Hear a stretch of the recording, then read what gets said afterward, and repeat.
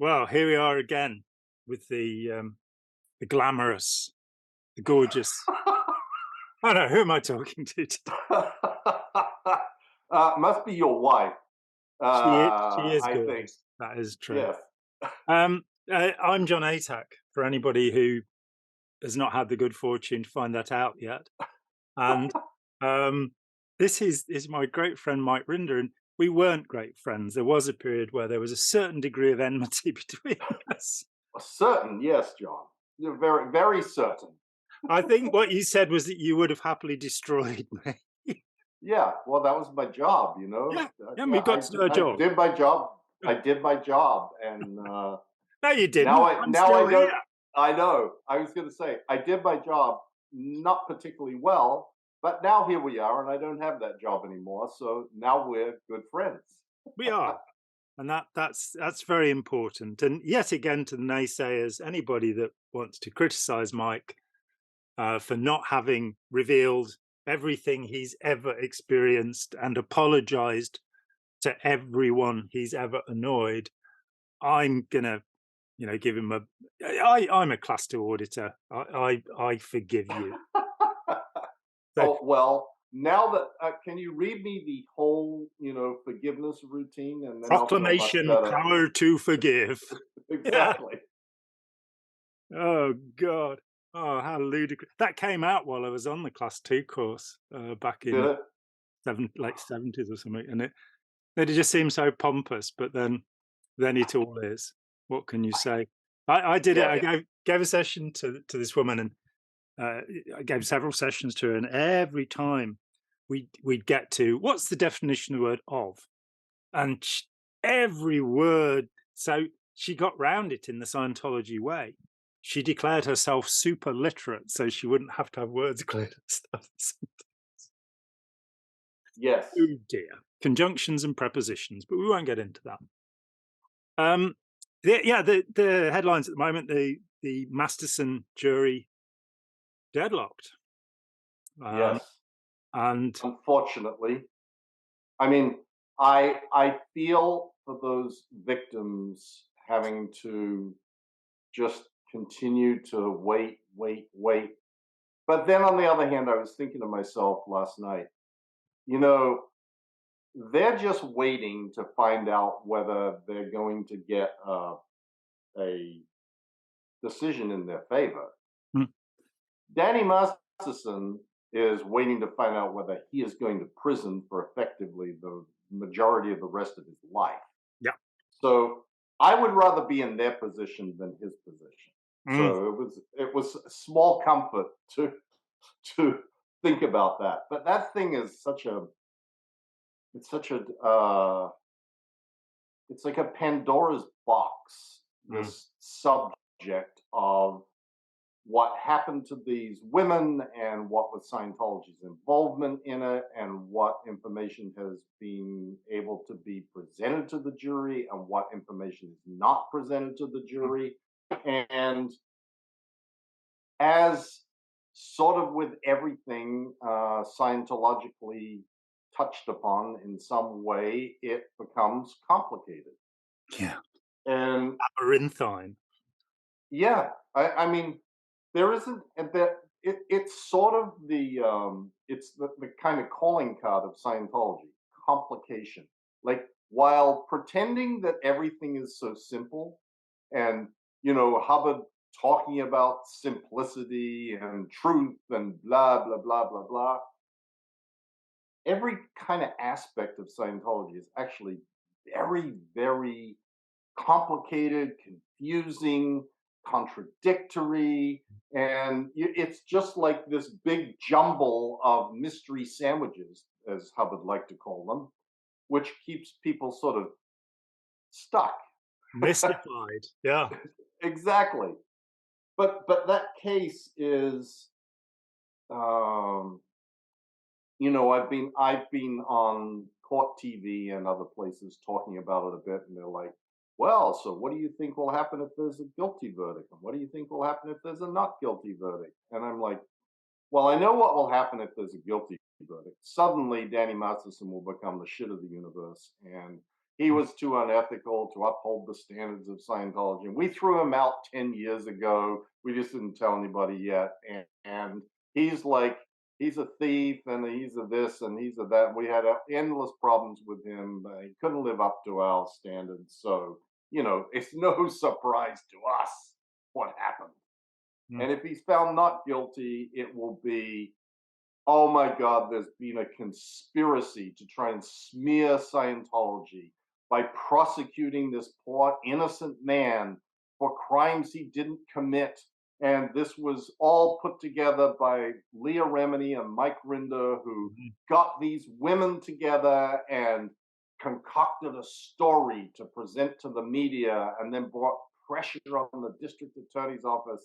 And this is just more of a hatred and bigotry that we have to put up with in our lives. Mhm. So, but Anti-religious hate campaigning. right. But on the other hand, there is still a civil case. And as I said to Vinnie Politan on the court TV show, let's not forget that while you may be found not guilty, this is a very complex issue because in order to bring these charges, the district attorney had to tie three events and three charges Mm. together to circumvent the statute of limitations on the individual charges. Yeah. The statute of limitations is basically waived if someone is found guilty of more than one of the same crime.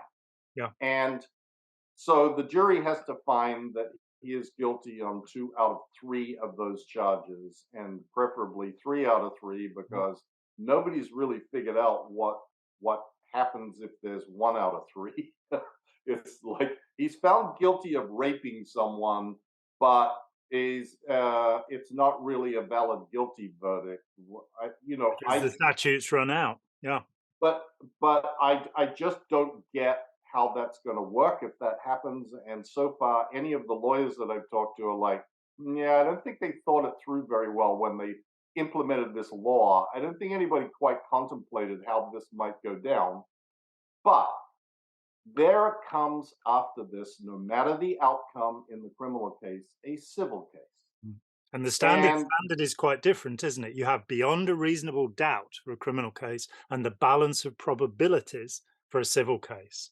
So yeah, the it's fact called that it's come this close means the civil case is pretty much lost. right.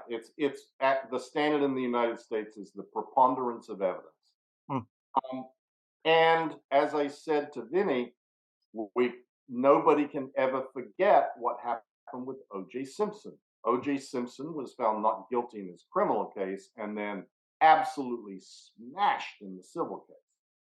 And the rules of evidence and the fact that you take depositions and discovery in civil Mm. matters, not in criminal matters, Mm. is going to be astonishingly problematic for Scientology. Yeah. It won't necessarily be more problematic for Danny Masterson.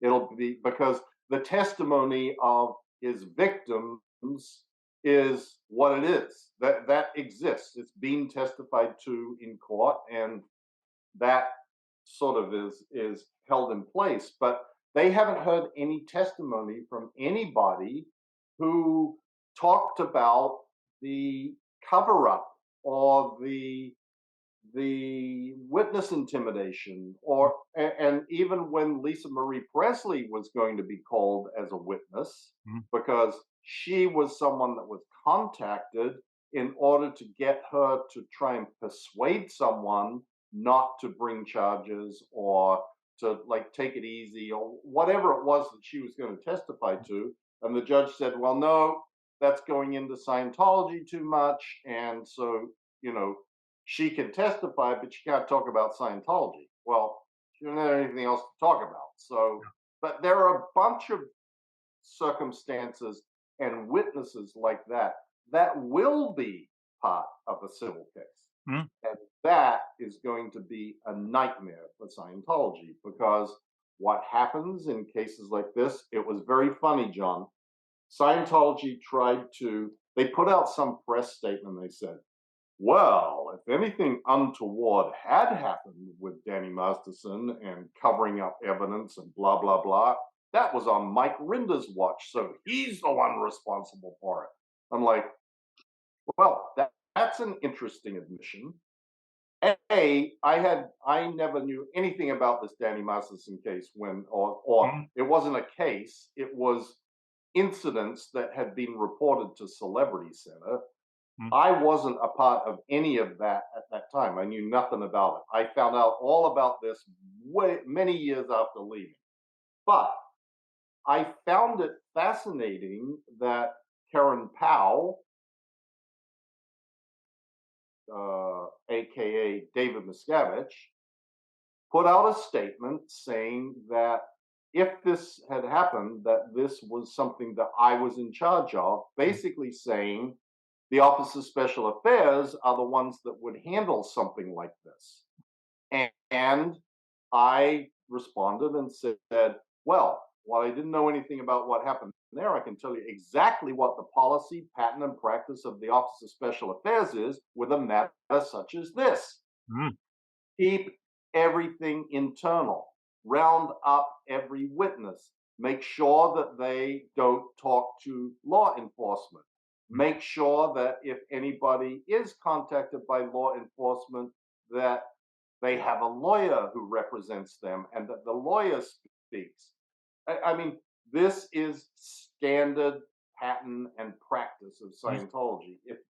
I don't know that you, John, perhaps remember this, and many of your viewers may not have seen it, but one of the episodes of The Aftermath we did was with a woman named Marie Bilheimer, whose husband had committed suicide in the Hollywood Inn, the Sea Org berthing on Hollywood Boulevard.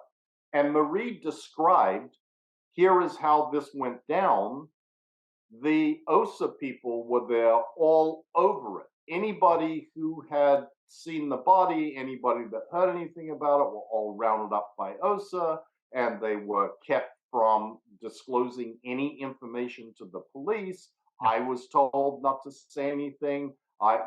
It's like this contain, and I have written a number of things on my blog about why this is. And you can understand the motivation for acting this way on behalf of Scientologists if you understand what Hubbard said. And he very, very clearly and repeatedly says that the justice system, the FBI, the government, the laws, the court system, lawyers, prosecutors, law enforcement are all rotten. They are rotten to the core. That getting yourself in the hands of the criminal justice system in particular, is like the worst thing that can happen to you. It's just one step away from being put in the hands of psychiatry, because they're all controlled by psychiatry anyway. So it's sort of akin to being put in the hands of psychs, but it's not quite that bad. But it is very, very serious stuff to a Scientologist, the concept that someone is going to now be at the mercy of WOG justice. And add on to that the idea that Hubbard pushed very heavily. People who commit crimes or do things that are antisocial or whatever, it's because they have a reactive mind. And it's because they have, BTs and clusters that are telling them what to do. And the only resolution to the reactive mind and BTs and clusters is Scientology auditing. And if you go to prison, you have no access to Scientology auditing. So it is a terrible thing to turn someone over to this horrible criminal wog system where they will just never be rehabilitated. mm, When if they remain in Scientology and everything gets handled internally, it will not only be fair and just, it will ultimately result in the salvation of the person and the resolution of the underlying problem that caused them to commit the crime in the first place. mm. And this is the mindset of Scientologists. Scientology comes out and makes these statements repeatedly. Oh, there is no policy that prevents, we have no policy that prevents a Scientologist from going to law enforcement. And in fact, L. Ron Hubbard in The Way to Happiness says that you've got to be honest and, support the government and blah, blah, blah. Everybody who's ever been a Scientologist knows The Way to Happiness is just, platitudes for the logs. It got nothing to do with real Scientology and keeping Scientology working. But the truth of the matter is, whether there is or isn't a specific statement, and there is, that Yeah. you may not go to civil or criminal authorities, Mm, the fact of the matter is that Scientologists are taught that this is bad, that mm, this is a terrible thing to do, and that you should not do it. mm. And that is indisputable. Yeah, I mean, it's a high crime, isn't it? Reporting Scientology. Yes, yes, it absolutely is. But they like pass the words in the sentences and say, but it says to report and prevent a Scientologist from practicing Scientology freely, or Yeah. something like that, and they go, oh well, I don't know, this is not what we're talking about here. It's like the Tommy Davis, John Roberts interview about disconnection. Oh, well, no, that's nothing. No, that's not what happened. No, Mm, no, no. Anyway, I only went on that long ramble, John, because I think that a lot of this stuff is going to come tumbling out of the woodwork as the civil case mm. proceeds, no matter what happens in this criminal case. And inclusive of that is sending the people who were directly involved in these things, off to the free winds or to Australia or Denmark or somewhere out of the jurisdiction. And Oh, so, the reports that were written to ethics, oh gosh, we can't find those anymore. Oh, this well, yeah, we did kind of call this guy in and imply that it probably wouldn't be a good idea to be interviewed by the police, but we didn't tell him not to. It, like, all of this stuff is going to come out, and that is going to be really, really bad for Scientology. It will be, not as bad for Danny Masterson as being facing prison. He won't be convicted of a crime in a civil case. He will simply be found guilty and, be forced to pay money. mm. But for Scientology, they have managed to keep themselves as kind of as much as possible out of this criminal case, Mm. and that ain't going to be the case in when it comes to the civil court. I think Ron Hubbard was right about one thing. I don't agree with him about the meaning of the word cycle, but if we talk about the sequence of action, then you have birth, growth, conservation, decay, and death. And I think what we saw in the noughties was the conservation period, where Miscavige is trying to involve you in standardizing the texts into the golden era. Now we're in decay, and that decay that it's happening in Los Angeles and after the mayoral competition there, that LA is a heartland for Scientology, and Right. just being savaged there now. That was a very, very significant thing in my mind, John. Mm, And I'll explain to you why.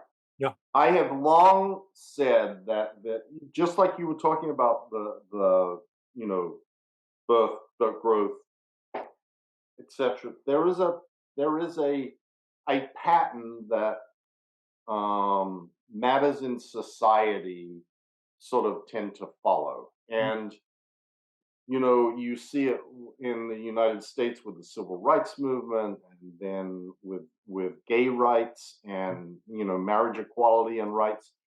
It starts out with everybody's sort of against it.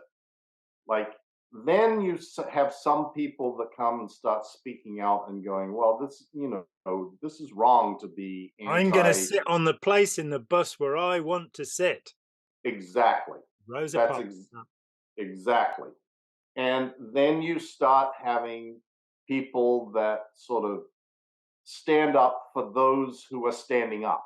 Mm, And the at that point, it is still politically unwise to be taking a stand mm, for civil rights, gay rights, whatever it is, when you're at that point. But then there comes a point where the first political person sees this as an opportunity, because the sands of public opinion are shifting, mm, and now I might be able to make political hay out of being pro gay rights. And you start seeing the first people speaking up and saying, I stand with the rights of everyone, marriage equality, however they put it, or I think that segregation is wrong, and I stand for desegregating all schools.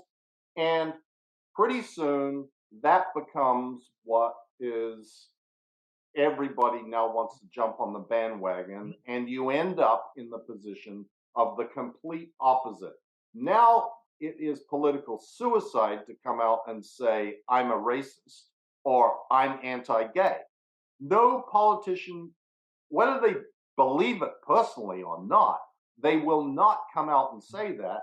Every politician will take a I'm pro law, I'm pro gay, I'm pro, you know, anti-rape. And I saw Rick Caruso and Karen Bass being the first people politically to say, hey, Scientology sucks, Mm. and I don't want anything to do with it.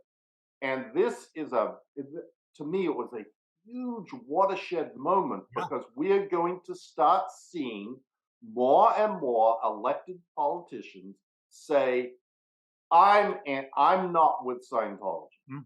And it has been like, nobody has been willing to say that for the longest time. I mean, we see this in Clearwater, John. Clearwater is like the microcosm of this, where nobody, until Mark Bunker got onto the city council, Bless him. bless his heart, Mm, and started saying, I'm not afraid of them. I'm not cowed. mm, I'm not going to say that. I'm all I will say what I feel about this, and I'm not afraid of the consequences. Nobody in Clearwater since Gabe Cazares mm. has been willing, or Richard Tenney, I guess, has been willing to speak up and say, listen, this is a rot in our community and we need to do something about it. But Mark Bunker, as a local politician on the city council in Clearwater, isn't the order of magnitude of Rick Caruso and Karen Bass in Los Angeles Mm, running for mayor. mm, Karen Bass is a U.S. Congresswoman. mm. This is big. These are big names making big, bold statements about, you got to vote for me because I'm not with Scientology. That is a major, Mm. major change. And that is And both sides are saying it. exactly, both of them are like having a like who can dump on Scientology the best competition to get votes. Mm. That is What's the popular? opposite. And there have been such incredible movements. When people tell me they're downhearted about our society, I seek to remind them that in the 19th century, 4-year-old children were being sent up chimneys and sometimes left there stuck. That social values can change. Joe Biden issuing the statement that he's going to pardon anybody in federal prison who's there for possession of cannabis. What an interesting change. Nixon, when his committee reported that cannabis should be legalized, immediately asked the University of West Virginia to prove that it damaged the immune system, and the war on drugs began. So that what and it's while we still have so many people of sociopathic tendency in politics, the only way to control them is by saying we won't vote for that. If you're Right. a racist, if you want to send children up chimneys, if you criticize the German government, as the State Department has so frequently done, for not allowing Scientologists into the civil service, based on the premise of look what they did in the US when they got involved. They are spies for Scientology, first and foremost. It is perfectly reasonable. It is not a restriction of religious liberty in any way to say this is what they've done in Canada, in France, all over the place. Right. So, and that attitude, as you say, it seems to just changes. So it's gone. We don't do that anymore. How did anybody ever do that? And exactly. so tolerating a group that has, seeing all of these so-called academics, I'm not really sure any of them are genuine academics. Frank Flynn, Gordon Melton, Massimo Intravini, that people Brian Wilson, not the Beach Boy, who have defended Scientology and been paid to do it, have said things that are absolutely untrue. I mean, Melton's foolish little book, which is pretty much the PR pack that Scientology right. out. He didn't check Exactly. anything. And then he attacked people like me and Russell Miller and said, you can't know anything about Scientology unless you've got access to the archives. Like, you can't know anything about North Korea unless you've got the Kim diaries. You don't need, when there's evidence, there's evidence. But that view has been perverted, and now we're seeing the pendulum swing back, and people like Chris Shelton getting into the academic field. We've, of course, got Sue Rains and Steve Kent. They've been doing great work. I did a little bit myself over the years. But the information is there. And people can say, well, no, I think sending children up chimneys is a good idea because there are too many children. And people are no longer going to agree with that point of view. It should be, well, Scientology should be regulated in the same way that other groups are regulated. And that brings me to my next portion, which is about the IRS. How on earth did the IRS permit this group? Just a number, as I recollect, Hubbard left $648 million in his will, and the IRS taxed $12 million against the inurement, the money that had gone into his pocket. And you're going, what is 12 million out of, and the 648 million is just what was left. There wasn't. So how come this tiny amount was taken and then exemption was given on the grounds that the money was not going into anybody's pocket? This is still a complete perplexity to those of us on the outside. Well, honestly, even though I was involved in that process, it remains perplexing to me too. And I got to tell you, John, there is one aspect of this that I have yet to come across any lawyer or expert on either tax law, the First Amendment, anything who can explain to me, which is, and I don't remember what happened particularly with this or whether it was focused on, but you know that there is a United States Supreme Court decision, Hernandez, that says that payments to Scientology are a quid pro quo transaction and therefore not exempt. In Yeah. other words, payments to Scientology are commercial transactions. You You pay are per paying for hour, you pay something, for something. Yeah. Not exactly, putting money and in a you are donation box. correct, and you are promised you are purchasing X. You are promised that this is what it will give you. If you don't like it, we'll give you your money back, theoretically. And this is a quid pro quo transaction. It Mm, is not a donation in the typical sense. And that therefore, donations to Scientology are not tax exempt. mm. The 1993 IRS exemption not only granted exemption to all Scientology organizations, it granted deductibility to all Scientology donations. Mm. And I don't actually understand how the IRS can overrule or overturn a decision of the United States Supreme Court. It doesn't act like it's just sort of one of these things that every expert I have ever spoken to goes, yeah, I don't get it either. I'm not sure if this, I don't think any this has ever happened. I No. don't, I, I don't think that there is any other example like this Mm, anywhere. But let's go back to the, I write about this at some length in my book to mm. try and describe as best I can what sort of happened. But there was enormous pressure, harassment, uh, bullshit being What, piled on the IRS.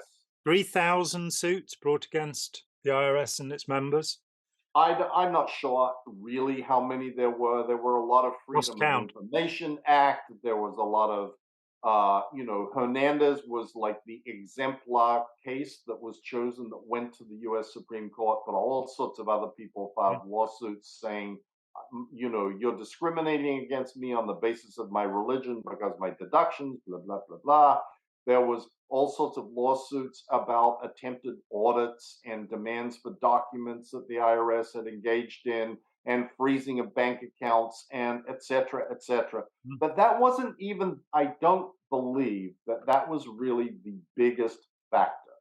mm. I believe the biggest factor was the Freedom Magazine, the sending the PIs to infiltrate IRS conferences and reporting that they were a bunch of drunks and drinking to excess and spending taxpayer money on dancing girls and blah, blah, blah, blah. And then a series of ads that were put in USA Today about going after John Wayne and Lucille Ball. And like, it was like a nightmare Mm, for the IRS to have this source of constant pestilence that never went away mm, and never stopped. mm. And the famous quote from Fred Goldberg when Miscavige and Rathbun went and visited him was, "Can you turn off the faucet? Can you turn off the faucet?" Yeah. And that was his like, please, can we be done with all this shit? You are not worth the trouble. And I believe that like as simplistic as that statement Mm, sounds, John, that and you see this in government agencies all the time, and people ask me all the time, why isn't the FBI prosecuting Scientology? Well, actually, the problem isn't the FBI. The problem is the Department of Justice, mm, because the FBI is investigators, the Department of Justice is prosecutors, mm. like on a federal level. The FBI can't bring a case against anybody. They No. can only bring a case to the Department of Justice and say, we believe this should be prosecuted. Yeah. The Department of Justice, every Department of Justice, every district attorney's office, every prosecutor everywhere always has more cases than they can deal with.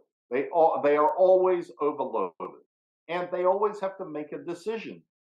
What am I going to prosecute? And step one is, will I win? That's like the first idea that every Mm, prosecutor always has. I'm only going to bring cases that I believe I'll win. They yeah. never bring cases that they don't believe they'll win. They're not going to take shots at stuff. They think they're going to win 100% of the time. Two, what sort of case is this going to be? Is it going to consume huge amounts of resources, investigators, time, money?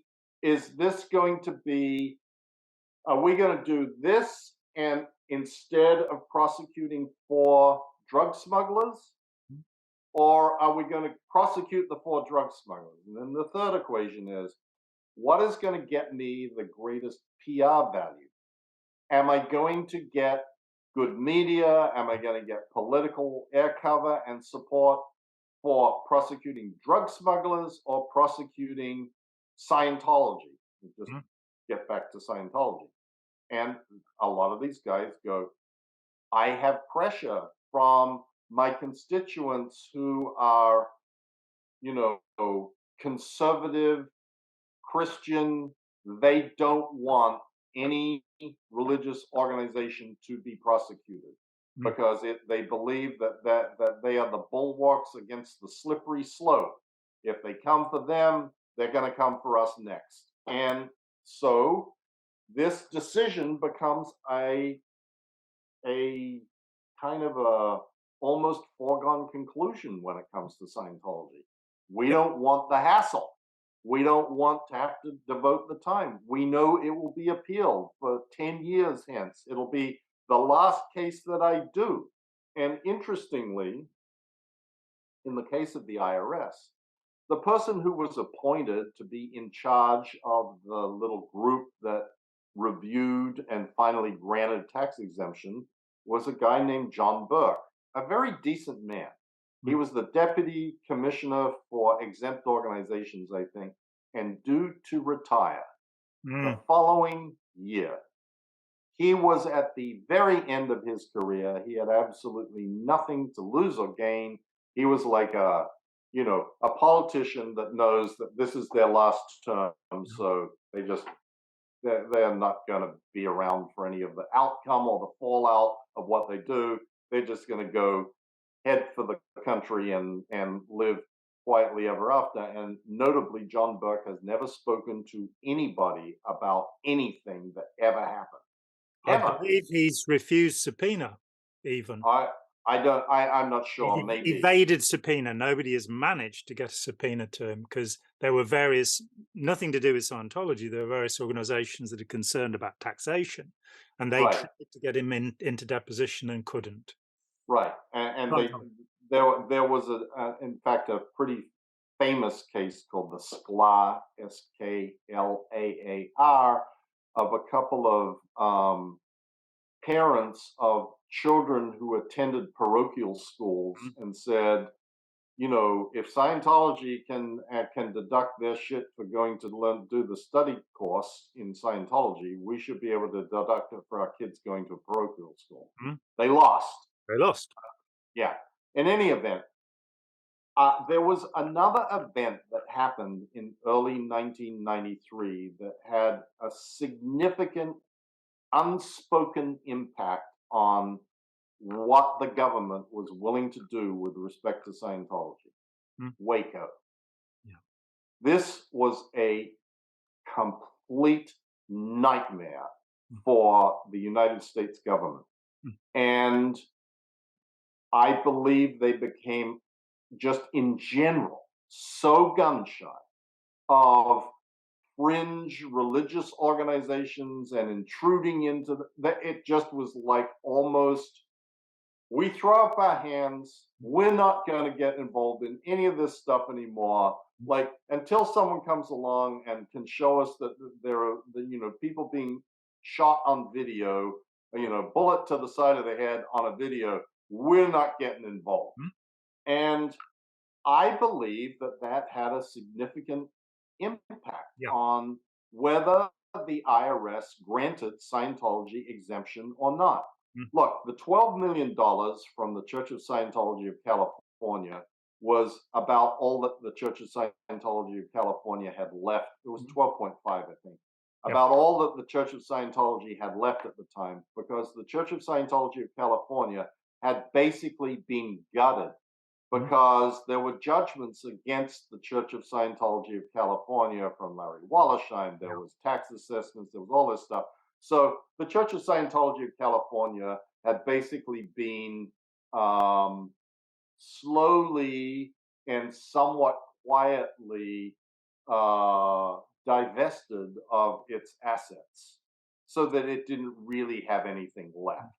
And It's amazing what you can do with consultancy fees, isn't it? yes, exactly. $12.5 million for the IRS was no different than $125 million. Mm. Like that was a number that had very little significance. Mm. It's not going to have an impact on the budget of the IRS or how much revenue they have. It's a tiny amount, a huge amount to you and me, but a tiny amount to the IRS. Mm. And I believe that they didn't really. I think that in the end they didn't really care too much. They just wanted to be done. This was more trouble than it was worth, and if they could withstand a little, taking a bit of shit from people, the Wall Street Journal or the New York Times or whoever, for a while, it would be gone. And from their perspective, that was a pretty good deal. Mm. They no longer had to bother with Scientology, and Scientology was no longer bothering them. Mm. And it didn't it didn't impact the future careers or activities of those people in the IRS particularly. It didn't impact the IRS's revenue. It didn't do anything. They just now there was peace and silence, and they didn't have to read fucking Freedom magazine and shit being said about them, and the DOJ wasn't on their case about, we're spending our budget on defending these stupid lawsuits. And, I just think that the tactic of always attack, never defend worked. It was they were constantly defending, Mm. though it seemed like Scientology was defending because the IRS was issuing assessments and freezing bank accounts and that sort of stuff, and had a criminal case investigation ongoing in Los Angeles. That Scientology was on the defensive.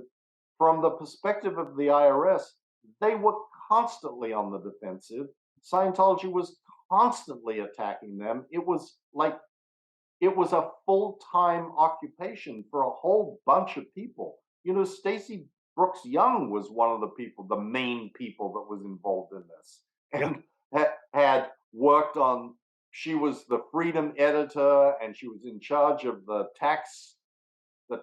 Like we had all these other people, tax protesters, and all these other groups that we gathered Mm. together, and Paul Des Fosses, and I can't even remember all their names.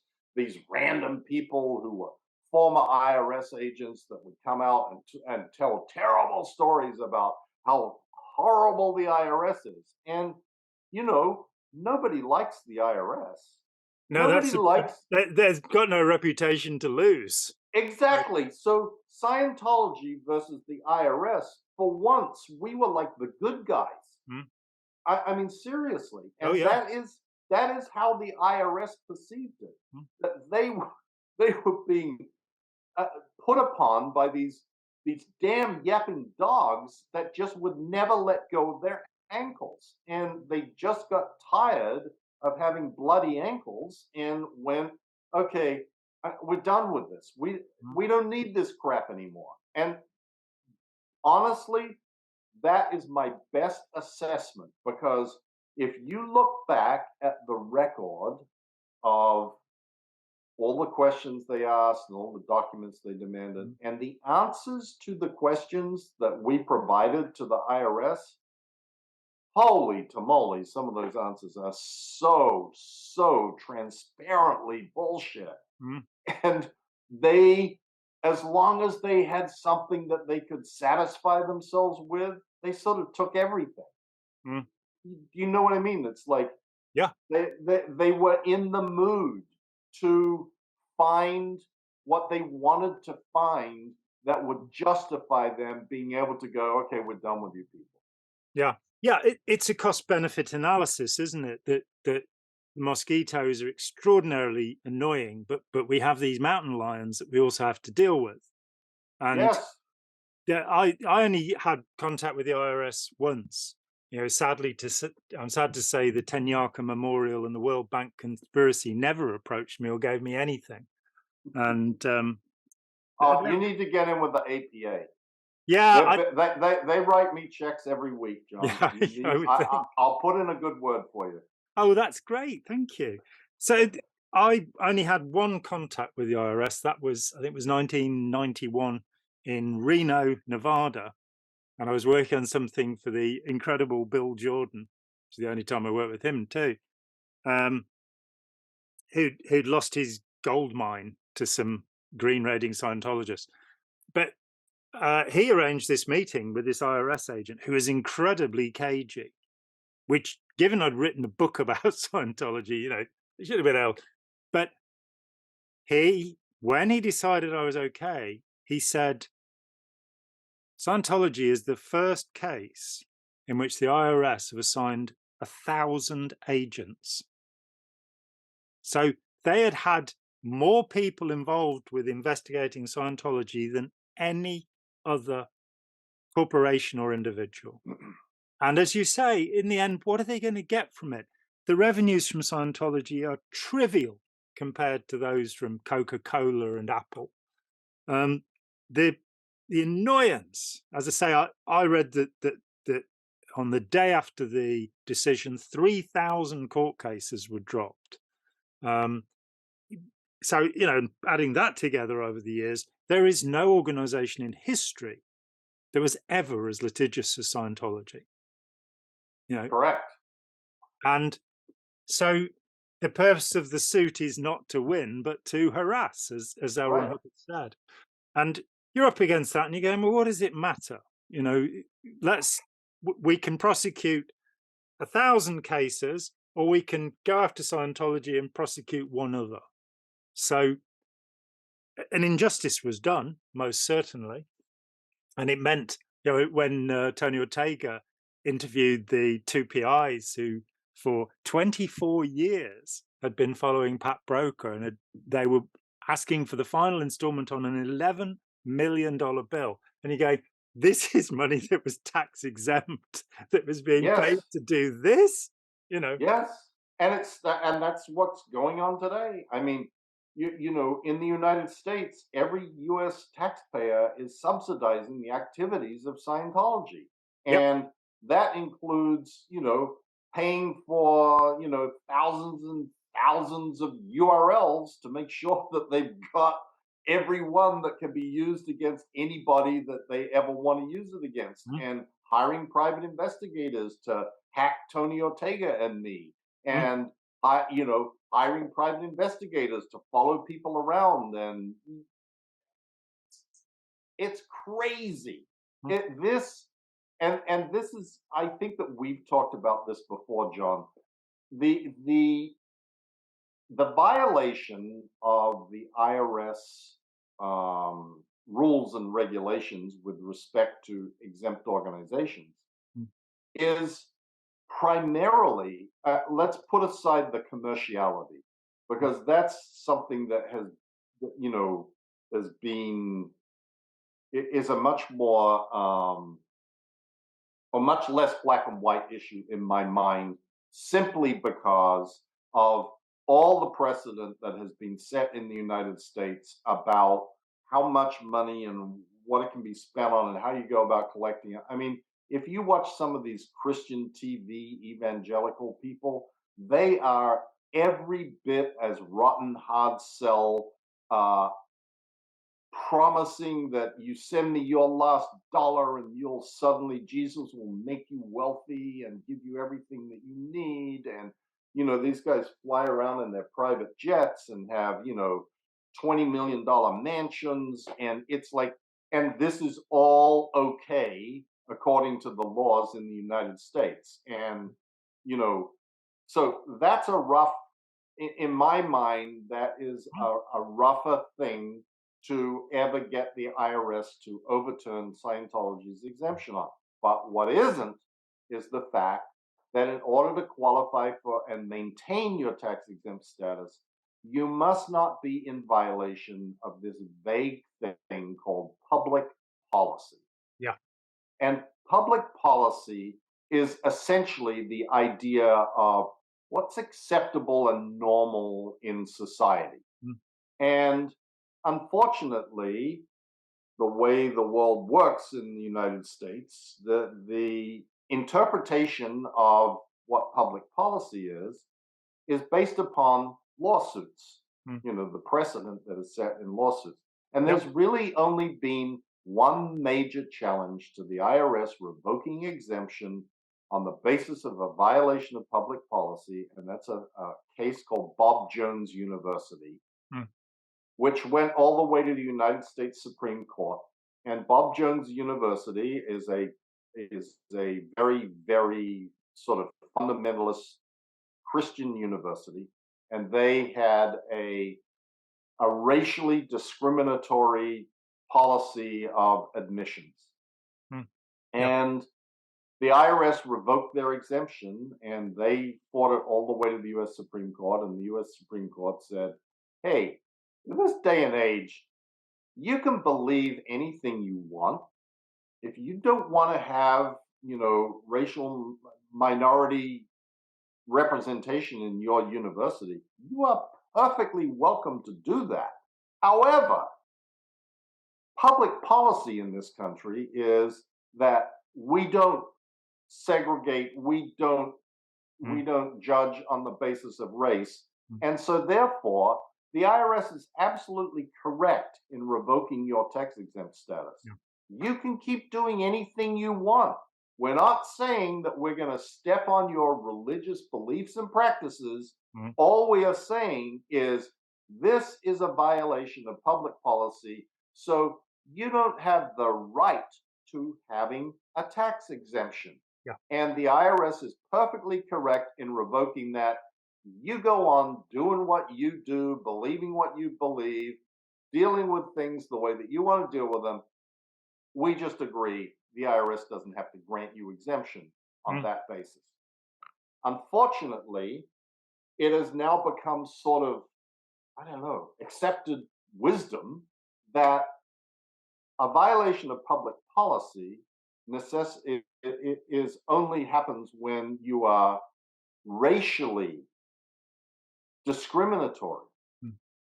And that actually is not what public policy, that is a very narrow definition of public policy.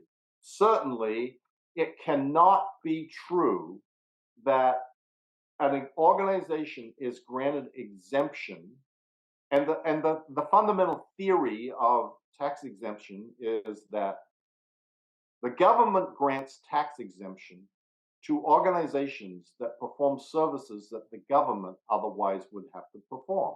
Mm. And that's why in the United Kingdom, there is this very sensible thing called the Charity Commission. Mm. And there is a step before you get granted any sort of tax relief in the United Kingdom, which is to satisfy the Charity Commission that you are providing charitable benefits to society at large. Mm. That you are not just doing stuff for your own people and an internal, self-help group that just, and that's why Scientology has never been able to gain recognition from the Charity Commission in the United Kingdom. That's not the case in the US. There is no such test as that. But the theory of exemption is the same. Mm. That you don't tax someone who is doing the work of the government, because taxes are supposed to be in order to fund the government to provide services to the population, whether it's whatever those services are. So, religious organizations generally help homeless people and provide food to the needy and, all sorts of other services that the government would otherwise have to spend money on those people. It cannot possibly be true that a valid exempt activity is to hire private investigators to destroy people who are saying things about you you don't like. It cannot possibly be a valid exempt purpose or not a violation of public policy to hire people to hack your computers if you're an enemy of Scientology. All of the things that are engaged in the, under the fair game rubric are things that are not valid exempt activities, and they are not a tiny portion of the activities of Scientology. Like, you could say, okay, well, the Catholic Church has a tiny portion of its organization that is devoted to, some nefarious activity. And you could argue, well, that's not enough to taint the entire organization. Yeah. And mean that the entire organization's exemption should be taken away. That isn't the case with Scientology. Scientology has a significant portion of its activities and spending on things that are violations of public policy. Yeah. And that is the basis that I believe the IRS should be reviewing and revoking Scientology's tax-exempt status for. Yeah, I think I agree with you completely. And this had the unfortunate knock-on effect that when Janet Reitman was researching her Inside Scientology, she contacted me. And I was basically, keeping quiet because I'd had enough. And being steamrolled was no fun. And so I wrote back to her and I said, yeah, I'll help you. I'll give you access to documents. But the condition is that you don't mention me to anybody. You don't say you're talking to me to anybody. And she tried to persuade me that Scientology didn't harass people anymore. And I pointed her to the websites about me. And I objected to her, and I do object to this, to her using the word church. People call it the church, the church, the church, because you and I both know why Hubbard called it a church. It was the Church of American Science in December 1953, where he decided that you could recruit Christians and move them on to something better, like Scientology. So the idea was to take this word church, which means a Christian organization, ecclesias, a gathering of Christians, pervert it and use a per word, make something that sounds nice. It's a church. How can you harass a church? Right. So I just wrote to her and said, and you've used the word church. I don't use that. And I got this letter back from her about many Scientologists and former Scientologists believe that they are part of a religion. Now, which was not my point at all. And at that point, I realized that I was not going to provide work free of charge. I wasn't to somebody who was going to irritate the hell out of me. And that was the end of my association with her. She then, of course, wrote a book largely based upon my work. The reference notes for the first 7 chapters say largely based upon Piece of Blue Sky, Barefaced Messiah. And Barefaced Messiah was also based on a Piece of Blue Sky. And there was the research for it. But the IRS have sent this, and I also was like, well, the IRS saying you have tax exemption, they don't actually have theologians who are determining whether you are a religion or not. And that's taken by many people to say, well, they're a religion. And many people then make the next mistake, which is thinking that a religion is a good thing per se. Right. So the Aztecs ripping people's hearts out, the Thuggees strangling thousands of people to death, those are religious practices. And that's not on my part to, religion's fine, believe whatever you like, but what you do should be within the law. And we have this unfortunate thing, as you say, that Scientology is abusing the rights of people and getting a subsidy from the American public so to do. One also imagines that a certain amount of money has leaked off into the Netherland Antilles Living Trust of David Miscavige and other accounts over the years. So it's a craziness that comes about through the compromises that agencies will make. Because, as you say, there's, we're getting all of this noise, all of this pressure from this stupid little organization. Let's just stop them. And that's a bad idea. Letting somebody get away with, screaming so they get to the front of the queue and getting what they want to shut them up, it doesn't make for a good society in the future. Absolutely correct. And John, you touched upon something there that is really interesting.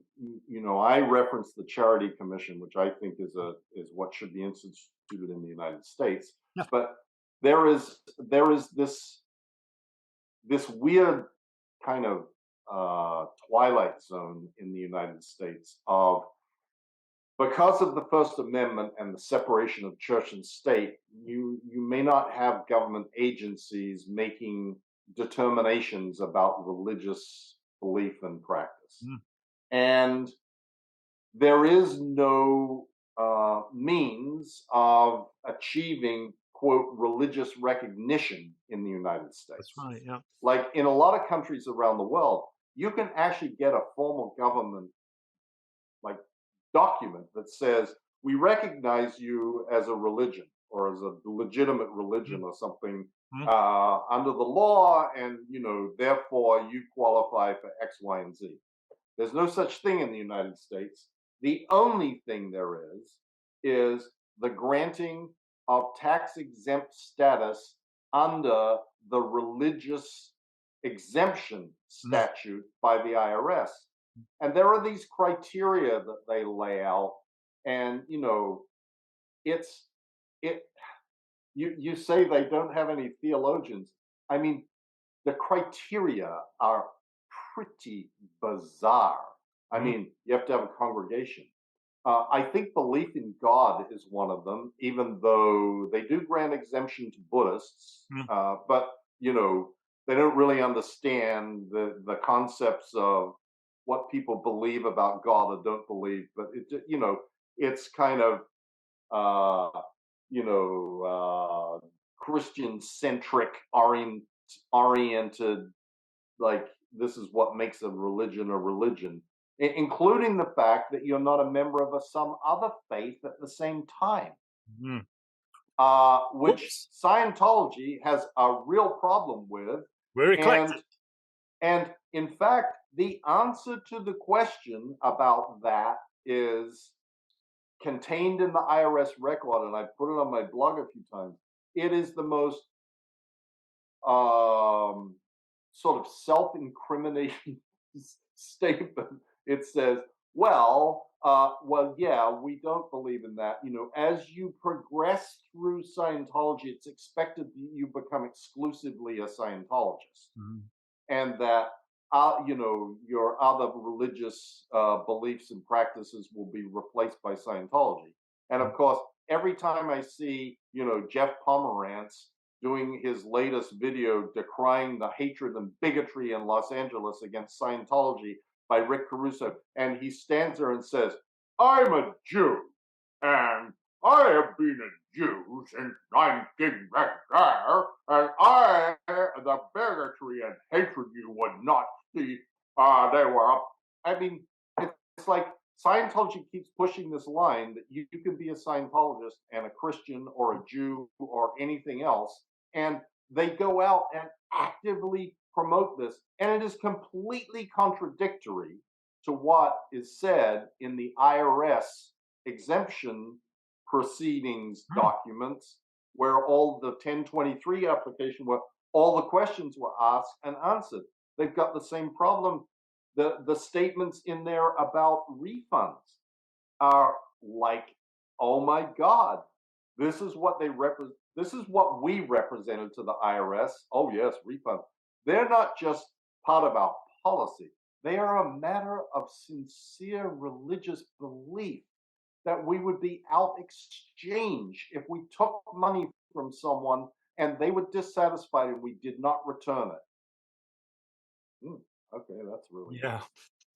So anyway, this subject is a somewhat complicated subject, but it is also can be reduced to simplicities and things that sort of anybody can understand.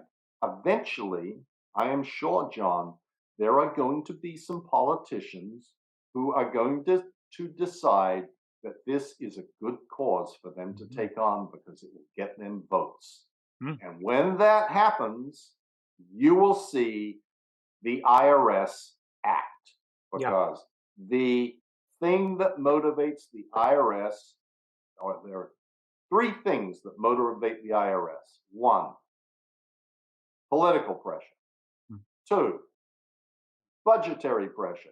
So you get someone on the House Ways and Means Committee that controls their budget, starting to squawk about what are you doing about this? They pay attention. Three, media.